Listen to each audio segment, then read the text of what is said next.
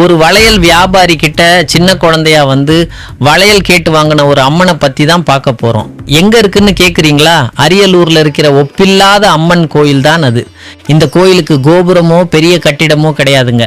திறந்த வெளியில ஒரு பெரிய அரச மரத்தடியில தான் நம்ம அம்மன் உட்கார்ந்துருக்காங்க. இந்த கோயிலோட வரலாறு ரொம்பவே சூப்பரா இருக்கும். ஒரு காலத்துல ஒரு வளையல் வியாபாரி இந்த ஊருக்கு வந்தப்போ ஒரு சின்ன பொண்ணு வந்து அவங்கிட்ட வளையல் கேட்டிருக்கு. தெருக்கோடியில் இருக்கிற பெரிய வீட்டில் போய் எங்கள் அண்ணன் கிட்ட காசு வாங்கிக்கோ, என் பேர் ஒப்பில்லாதவள் அப்படின்னு சொல்லிட்டு ஓடிருச்சு அந்த பாப்பா. அந்த வியாபாரி அந்த வீட்டுக்கு போய் பார்த்தா அது அந்த ஊர் ராஜாவான மழவராயரோட அரண்மனை. அங்கே அப்படி ஒரு பொண்ணே இல்லைன்னு சொல்லி அந்த வியாபாரி அடிச்சிட்டாங்க. அவர் அழுதுகிட்டே நடந்ததை சொன்னதும் ராஜாவுக்கு புரிஞ்சு போச்சு, வளையல் போட்டுக்கிட்டது தங்களோட குலதெய்வமான ஒப்பில்லாத அம்மன் தான்னு.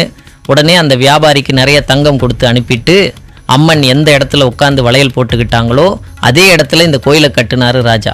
உள்ள சப்த கன்னியர்களும் சிரிச்ச முகத்தோட பத்ரகாளி அம்மனும் இருக்காங்க. வெளியில பாத்தீங்கன்னா பெரிய பெரிய குதிரை சிலைகளோட முனியப்பன், ஐயனார், கருப்பனார்னு காவல் தெய்வங்கள் நிக்கிறாங்க. கல்யாணம் ஆகணும் இல்ல வீட்டுல சுபிட்சம் உண்டாகணும்னு நினைக்கிறவங்க இங்க வந்து அம்மனுக்கு வளையல், மஞ்சள், குங்குமம் வச்சு வேண்டிக்கிட்டா கண்டிப்பா நடக்கும். நீங்க அரியலூர் பக்கம் போனீங்கன்னா காலையில 7:30 to 11:30 மணிக்குள்ளேயோ இல்ல சாயங்காலம் 5:30 to 8:30 மணிக்குள்ளேயோ போய் அம்மனை தரிசனம் பண்ணிட்டு வாங்க.